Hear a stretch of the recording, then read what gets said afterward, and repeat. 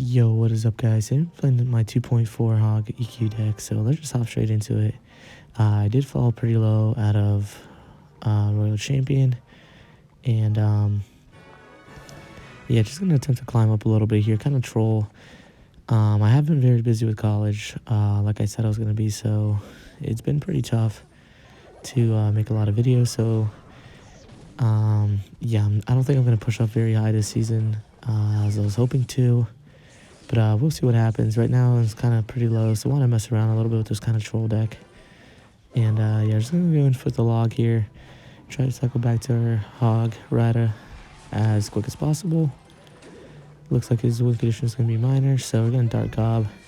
Get a really nice Ice Spear to clean everything up. We are back to our hog, so I do want to use this as soon as possible before he gets back to his Tesla, because the placements for Tesla are really good against Earthquake, so a lot easier if we just outcycle. I'm going to go opposite lane, and he is back to it, so I'm just going to Earthquake it right here. A little prediction Earthquake, misplaced slightly, but we do get 2 shots here. Very nice opening for us. So yeah, again, going to try to outcycle him, see if we can. We're already 1 card ahead, and we have a pretty cheap cycle, so I don't think he's going to be able to keep up here. And I know same push is coming, so I put skeletons up top and log, and I do think this is going to clean everything up again. I'm just going to go in with my hog rider here. Once again, just to apply pressure. And this could be a close game between his minor chip and my hog EQ, so hopefully we hope to damage him. And he does go with the good placement, so we aren't going to get any damage. He does also waste 2 elixir on the Barbaro though, however, so good for us. And yeah, guys, this is going to be a tough game, and I definitely think I'm going to have to switch lanes. Unfortunately, the Ice Spear does not jump forward, so it's not good for us. We're going to log because we have to, and a bit of a late log, but it still works, so pretty even here. And I do think, though, we are going to have to switch lanes because it's just going to be beneficial for us, so I'm going to start kind of mixing it up on him. And I do think his placement is actually worse on the left lane, which is really funny, so he shows us a Musketeer there, so I thought that was kind of interesting. And I'm going to try to use my Dark Golem to snipe it out early because I don't want him to put his wall breakers and everything at the bridge. And I do log it out just to predict something. He doesn't place anything, but that's fine. And here comes the big push. I'm going to use my cannon into defensive placement, and it is going to clean everything up really nicely. I'm going to survive there, so we're going to go with the Dark Gob again. And I'm going to start using my Dark Gob to predict this Tesla like that. And I am going to Earthquake the right side here just because it's pretty low. I'm going to try to make my Dark Gob live here on the left, just get damage on both lanes. And it's successful, and we do outcycle him here for sure, so we're going to go in, and then we're going to stop his push with our cannon and skeletons. So pretty cheap defense by us, and really close games here. As you guys can see, I am going to log this out and cycle back to my hog rider as quickly as possible, go in, predict the Tesla because he's certainly back to it, and he doesn't know where to place it right now because my Dark Gob is like threatening everywhere, so I don't cycle my EQ there just because it would have been late, and I didn't know if he was going to put the Tesla and if he was where he was going to. But next time I will put it in that spot. So yeah, pretty good defense here. We're not letting any of the wall breakers connect. That one skeleton came in clutch there. Larry's for the win, so kind of go all in here just because the tower's getting really low. Try to really break through to get one more shot here.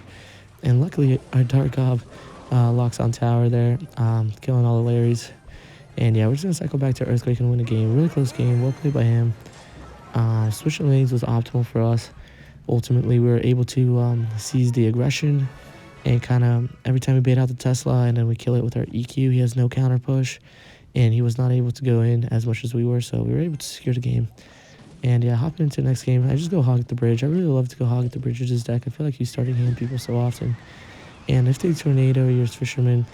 It's really no problem, guys. You just have to cycle back to your next hog and then get the damage. Yeah, if you play hog at all competitively now, you know, like, you can't fear any King Tower activation because it's just how it's going to be nowadays. Might as well expect it. So we go in pretty deep here. Ice Spear is going to freeze, so our hog's going to get at least 1 shot here. 2 shots, actually, just because the tower was distracted. So, really nice Ice Spear prediction, kind of, but I was just trying to slow down the E-barbs, but we did catch all the bats, so that was nice. Kite this last E-barb here, and I'm just thinking I'm going to log this back because I can't really afford anything here, and unfortunately we don't get the bomber So I do want to go in for a Dark Gob just to minimize damage. And I'm not sure if that was the best play. Maybe put it opposite lane would have been better to get that at least the damage on the left side, or just to not play it at all and just go in straight for another hog on the left. Keep up the aggression. Really like playing this deck, guys, like I mentioned, because you get to be super aggressive, and honestly, the more aggressive you are, the better you are.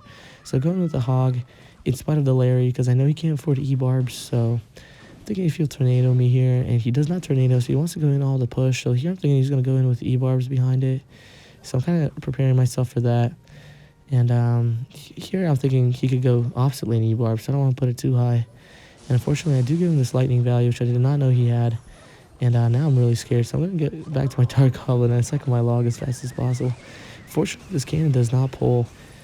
I don't know, E-Giant's pretty scary with the pull sometimes when it gets close, so that was kind of tough. But we still are up damage. He does have E-barbs and cycles, so I don't want to just go in with my hog raw. I kind of want to put in at least an Ice Spear behind it. So he does cycle his E-barbs with the Prediction Bomber. It doesn't really help him. And I'm trying to hit a really nice log here on everything, and unfortunately, I only hit one of the Barbarians, and I do lose my Dark Gob, which is fine. I'm going to go in now because he has no E-barbs. Luckily, simultaneously for us, he goes in with the E-Giant in the back, so there's going to be a big threat here. And our Skeletons are going to get insane DPS. By that, I mean like 2 Skelly shots, and we bait out his Skeletons. So now I just want to get back to another Hog Rider before he can get back to his E-barbs. And he does cycle back. But that's fine because they're a little late, so we do get one more shot. And the tower's at 491, so it's pretty much like just a couple Earthquakes away. We're just going to defend here with a really deep cannon and some Skeletons high to stall out the E-barbs.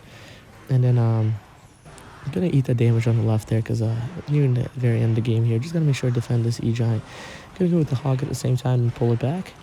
And then, yeah, we do get the Hog Rider shot, and Log is going to finish it off there for us. A very good game again. Guys, I love playing this deck. Try it out. It's super fun to play. And, yeah, just going to hop into our next match here. In between games, I keep losing to pretty much the same deck, and that's Royal Giant. Really hard matchup, especially because I feel like I never starting hand him.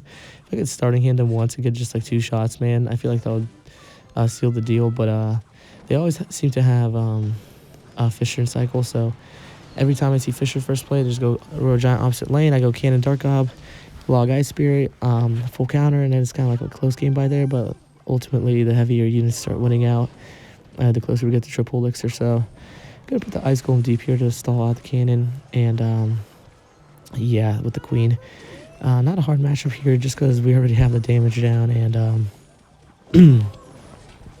he's using Miner once again, and we do get a really nice log there, so going to grant us another shot, and we're like pretty much over 1,000 damage ahead now, and just a couple more hog hits and EQs should finish off the tower, so not too worried just because we have a full minute of single elixir left, and single elixir of course gives you an advantage in this deck because the cycle is crazy. So yeah, Dark Gob in the back, he goes in for a rock, and I really want to punish him with the Hog Rider immediately here. Have to cycle back. Unfortunately, the bomb tower is so tanky that he goes in with the log, and then his other tower helps kill my Hog Rider, so no damage for us, and I'm really mad about that, guys, because he did come back at a lot of damage there, and I feel like I should be getting some damage back. That's why I do go in with an Ice Spirit aggressive. I do predict his Goblins, because I know he was deliberating whether or not to block the Ice Spirit with the Goblins, and he decided against it, so he had nothing but the Goblins once I put the Dark Gob down, so yeah, really good prediction by us, and going with another Hog Rider here, and I don't know why. I guess he didn't cycle back to his bomb tower there. I guess I must have known because I wasn't even hovering my Earthquake. So I just knew he wasn't going to bomb tower there, but he ended up going for it, and I just wanted to get the damage. Once the tower is about 1,000 in health, you can pretty much just start EQ cycling. I do put this Dark Goblin far away, so get a really nice dual lane defense here with the Dark Gob, and I do go in Hog opposite lane. One shot on the right, no big deal. And he is going to counter our Hog really well here. And I'm thinking, okay, so now he's going to have his bomb tower for my next Hog. And I'm going to try to actually fake a Hog here. Because my cycle's kind of awkward. So I'm going to start with this push, trying to make it look like I'm cycling to Hog. And I Earthquake, and then I go Hog in right after. And then I'm going to log. And yeah, guys, that's going to be a game because he's not going to be able to stop that. And yeah, well played to him. And yeah, this is a really fun matchup again, just because, like, they pretty much have 2 counters he's going to be using all game, and you just have to align your log and earthquakes with those counters, and your hogs when he has them out of his hand by just pretty much spamming them endlessly. So yeah, super fun game. And guys, just one more game I wanted to show you guys, and I thought this was absolutely insane. This dude is using like P.E.K.K.A, E-Giant, Mega Knight, and I was like, bruh, I don't even know if I have a DPS for this, so I'm just gonna go with my skeletons behind to kind of apply pressure here. Oh, and he has Golden Knight, so use the ability, so pretty safe Dark Gob for us here. Gonna kite it with the Ice Spear, and just going with the Hog for like a little mini push, really annoying push if they don't have the right counters in hand. And he goes in Tornado, so that makes me happy, because I'm like, that's not a full damage counter. He goes in with his Bird, so definitely like an E-Giant deck here. And yeah, I'm just gonna kite it opposite lane. And I do want to just kind of cycle back and apply more pressure. With really important to use the Ice Golem to apply pressure. So here I see an E-Giant. I'm like, okay, expect it. I'm going to cannon far, and I'm just going to hog immediately so he can't support it. And I'm going to use the Ice Spirit for the E-Giant to make sure we get the full counter. And we do get a little bit more damage on the left. And now we're just going to kite this for 2 elixir again. And yeah, easy defense, easy peasy. Yeah, we're doing an excellent job in single elixir once again. Getting that damage lead early, applying pressure and whatnot. So really fun. Hog really seems OP in single elixir, to be honest, with this deck. So here I'm like, okay, where did he get that card from? So I'm like, okay, so I just used my Ice Golem. It just died. That's tough. I'm going to have to cycle back to another one. Going to put the Dark Goblin in a place where it's really safe. And just really commit all my elixir to defending this push here. And I am going to put this cannon up high just to protect that Dark Gob. Because I don't want it, Executioner splashing on tower and Dark Gob. So Dark Gob does live there. He's going to get a little bit of chip. He actually chooses to defend for 4 more elixir. So fine by me. I'm just going to put down another Dark Gob and make sure I clean everything up. Positive trade for us once again. And I'm going to let this Dark Gob just run up and see how he counters it. And here he puts a P.E.K.K.A down. I'm like, what is going on?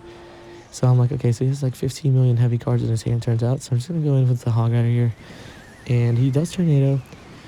And I start folding on my, start focusing on my defense here, because I know he has Mega Knight, E-Giant, P.E.K.K.A, and all we have is a cannon and a Dark Gob to stop everything. So we're gonna have to make sure our cannon lives on all the defenses.